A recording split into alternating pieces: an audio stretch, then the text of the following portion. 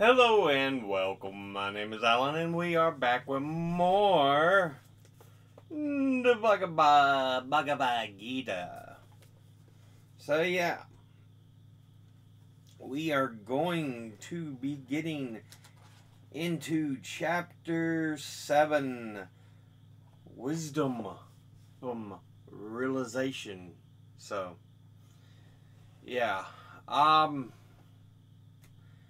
about we just go ahead and hop into it.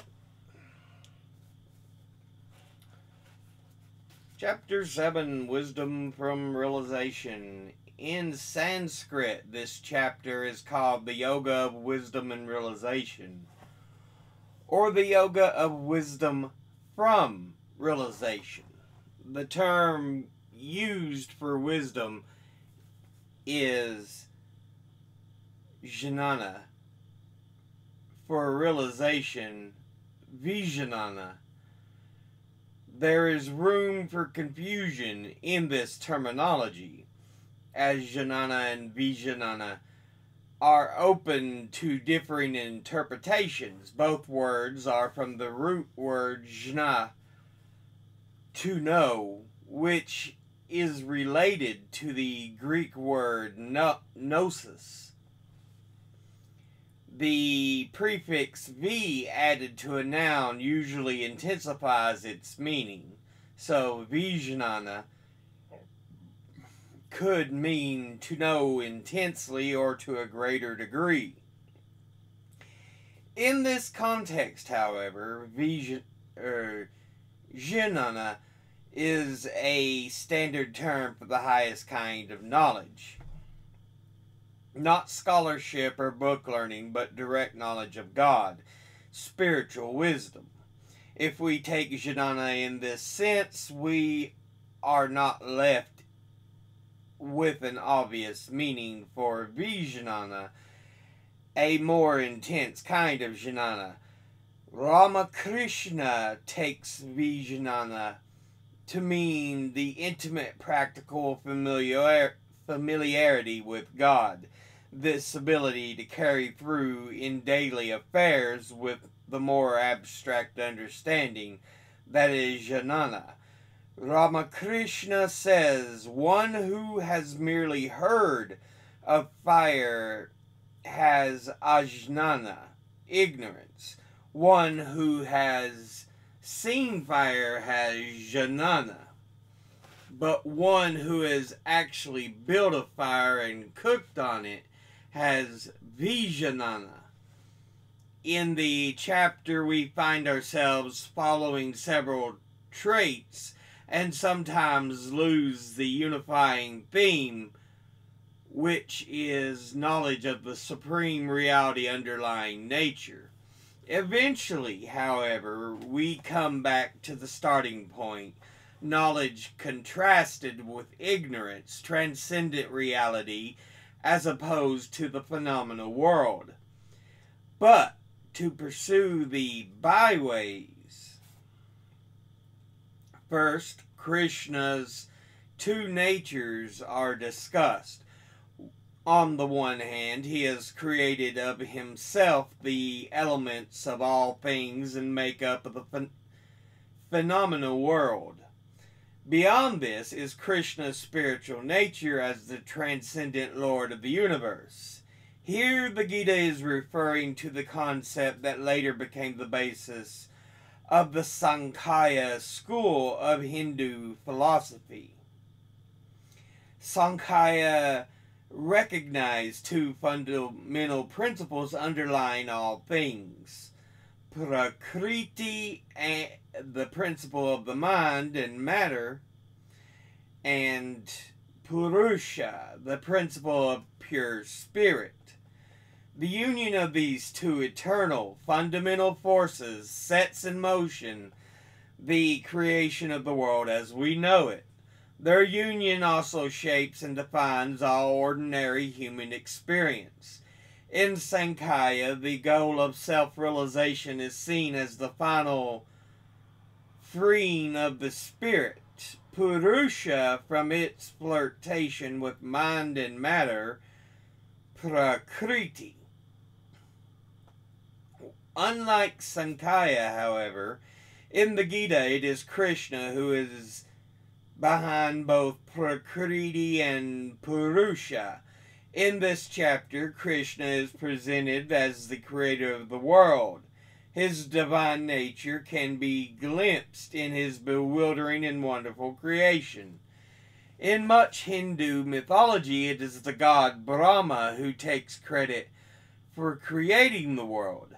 It is he, the four-faced deity, who has flung forth the manifold worlds of this and former as well as future universes. But in the mythology of Vishnu, Brahma is born in the lotus that grows from Vishnu's navel. The lotus is Vishnu's womb. It is in it Brahma is born, and Vishnu's urging he creates the worlds. Vishnu is the real creator. Brahma is the demigod born of Vishnu's will to create. Here in the Gita, Krishna directly assumes all the roles and honors usually shared with the other aspects of God worshipped in the Hindu faith. It is not in these other divine personifications are rejected, but simply that all attention is on Krishna. For the author of the Gita, Krishna is the form of God to be worshipped, and for the time being, all other forms of God disappear. Krishna alone is. In fact, one verse states that whatever other god one seems to worship, one is in reality approaching Krishna himself. Worshipping him, knowing him, enables the devotee to attain the goal. Though the world is not used in the Gita, the word is not used in the Gita, the idea of the world as Krishna's Lila, or Lila, his play, became a cherished theme of later Hinduism. Krishna, it is said, created the world in play, just as a child might desire to have companions to play with. Krishna desired companions, he made the world. Krishna participates in the game of life. His divine qualities shine through the world wherever there is excellence of any kind. He is, he tells Arjuna, the essence of every created thing. The sapidity of the water, the brightness of fire, the effort of the spiritual aspirant. This may be what is meant by the Vijnana of our title. The mystic's vision of the divine is as present here and now is perhaps the real meaning of the term. The word Maya appears here, although not for the first time in the Gita. Just as the concepts of Prakriti and Purusha are later developed in Sankhya philosophy, Maya is later built into the formal structure of Vedanta, another of the 6 major schools of Indian philosophy. The word Maya comes from the root ma, to measure out, and originally meant the power of the deity to create, especially to create what Indian philosophy calls name and form, matter and its percepts. Maya was the magical capacity to create form and illusion, a god's divine power to put on a disguise or to fling forth world after world of life. Maya is also the outward look of things, the passing show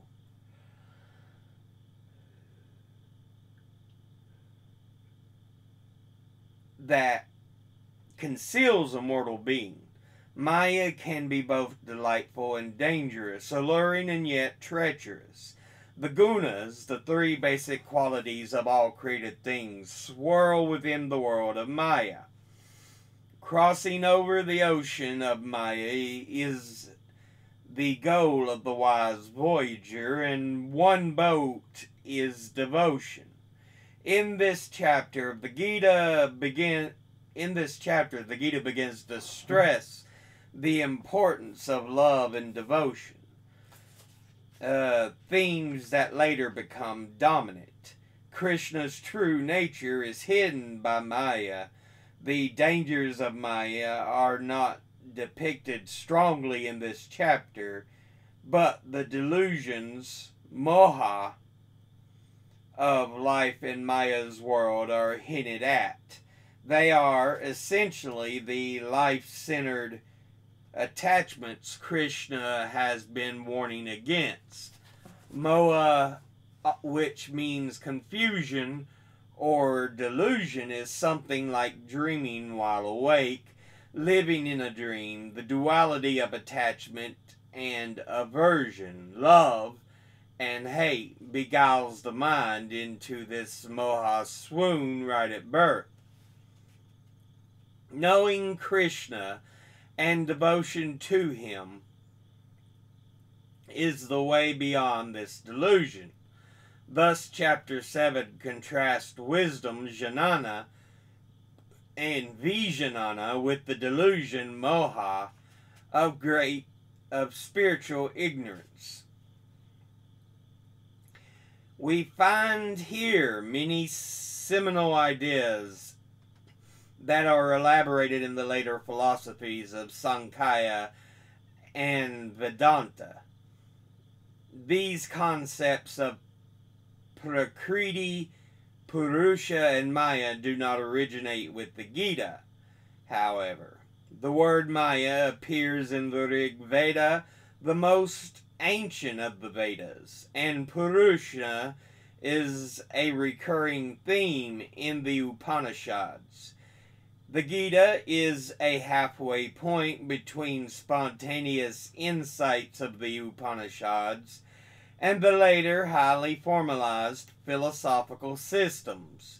In the Gita, we find an organized presentation of these and other key concepts without cumbersome technical explanation. Wisdom from realization. Krishna. With your mind intent on me, Arjuna, discipline yourself with the practice of yoga. Depend on me completely. Listen, and I will dispel all your doubts. You will come to me fully. You will come to know me fully and be united with me. I will give you both jnana and vijnana. When both these are realized, there is nothing more you need to know. One person in many thousands may seek perfection, yet of these only a few reach the goal and come to realize me. Earth, water, fire, air, akasha, mind, intellect, and ego. These are the 8 divisions of my Prakriti. But beyond this, I have another higher nature, Arjuna. It supports the whole universe and is the source of life in all things. In these 2 aspects of my nature is the womb of all creation. The birth and dissolution of all the cosmos itself take place in me. There is nothing that exists separate from me, Arjuna. The entire universe is suspended from me as my necklace of jewels. Arjuna, I am the taste of pure water and the radiance of the sun and the moon. I am the sacred word and the sound heard in air and the courage of human beings. I am the sweet fragrance in the earth and the radiance of fire. I am the life in every creature and the striving of the spiritual aspirant. My eternal seed, Arjuna, is to be found in every creature. I am the power of discrimination in those who are intelligent and the glory of the noble. In those who are strong, I am the strength, free from passion and selfish attachment. I am desire itself, if that desire is in harmony with the purpose of life. The states of sattva, rajas, and tamas come from me, but I am not in them. These three gunas deceive the world. People fail to look beyond them to me, supreme and imperishable. The three gunas make up my divine Maya, difficult to overcome, but they cross over this Maya who take refuge in me.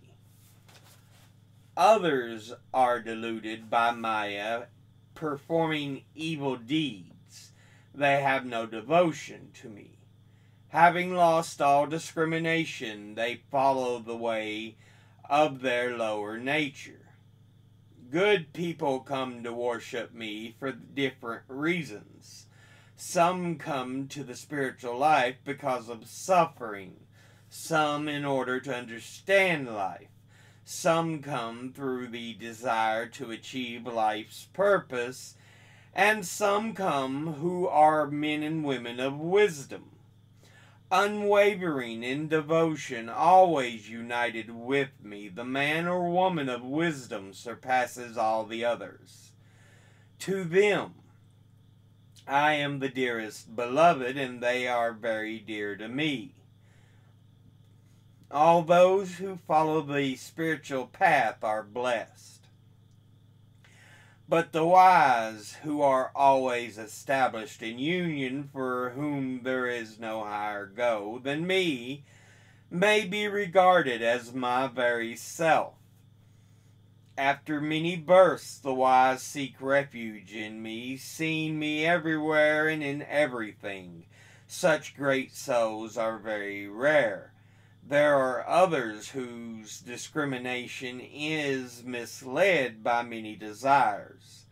Following their own nature, they worship lower gods, practicing various rites. When a person is devoted to something with complete faith, I unify his faith in that.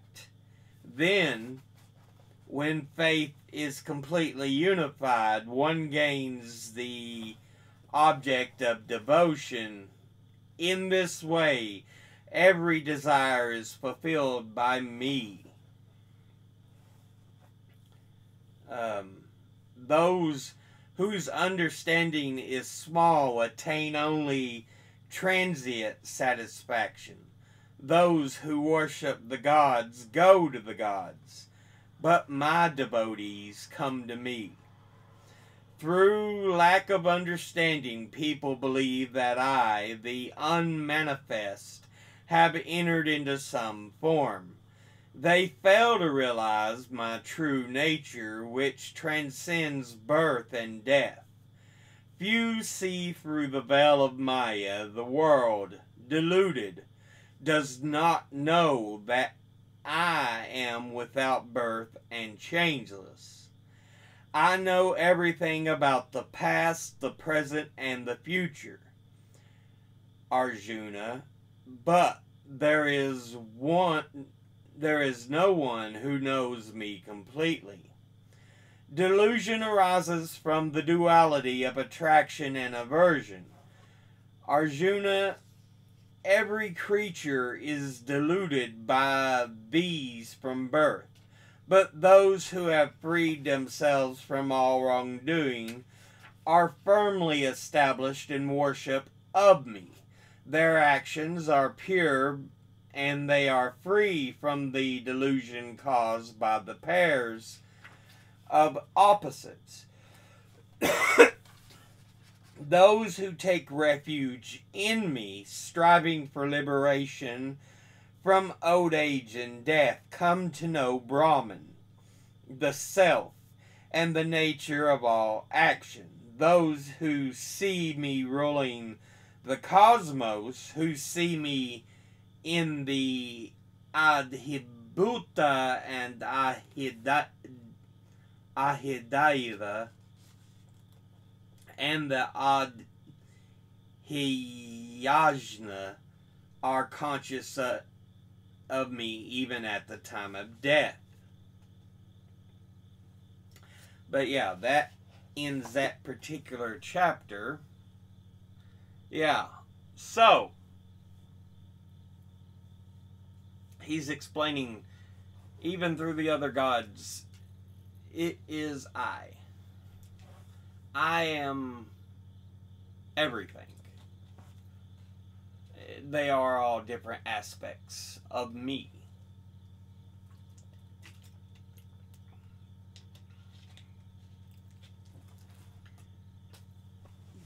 And Brahman is one we have heard before. And it focuses on the true self, is what it deals with. Which is, again, a part of, in the Gita, we've heard numerous times. Talking about the true self.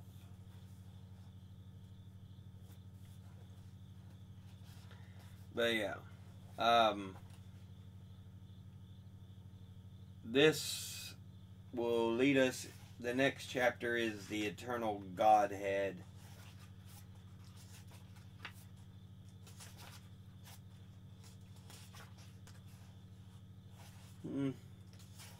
Yeah, these chapters are not long. I'm just reading the introduction piece, and then I'm reading the actual piece from the Gita.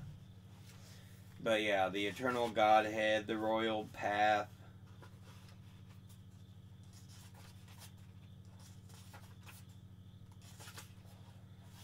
Then divine splendor.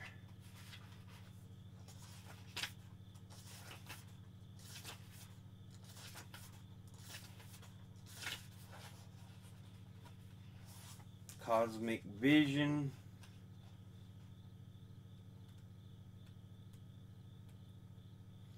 The way of love. The field and the knower. The forces of evolution and the supreme self. The two paths. Power of faith. So yeah, we still got a ways to go.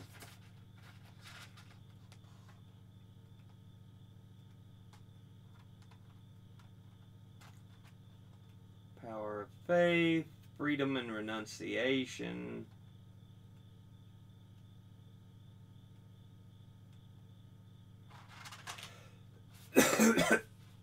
And that will be it.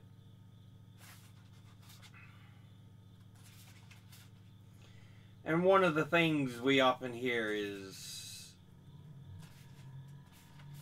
you've got to let go of what you may have believed before.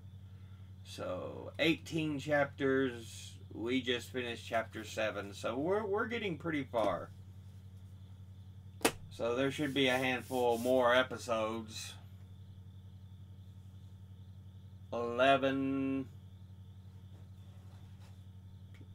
12, somewhere around there. But yeah,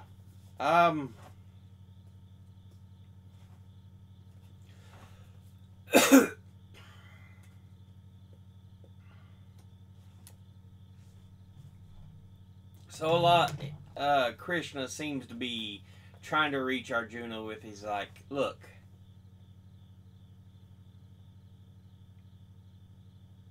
you have to find it within yourself. It will lead you to be. Let go of the things that do not matter.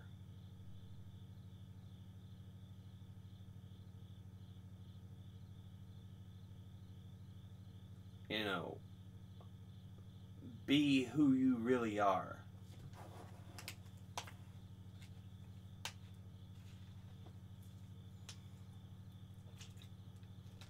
Find your Brahman.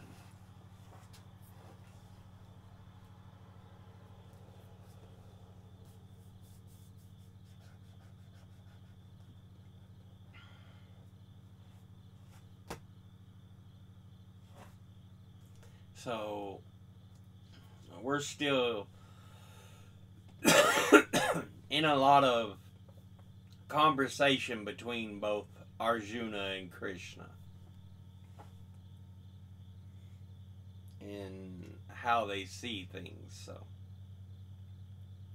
But, we'll go ahead and end this episode there. As always, educate thyself, think, read, study, learn. Someone tells you something you have trouble believing, ask them to cite their sources. Thank you all for watching. I'll see you all in the next one.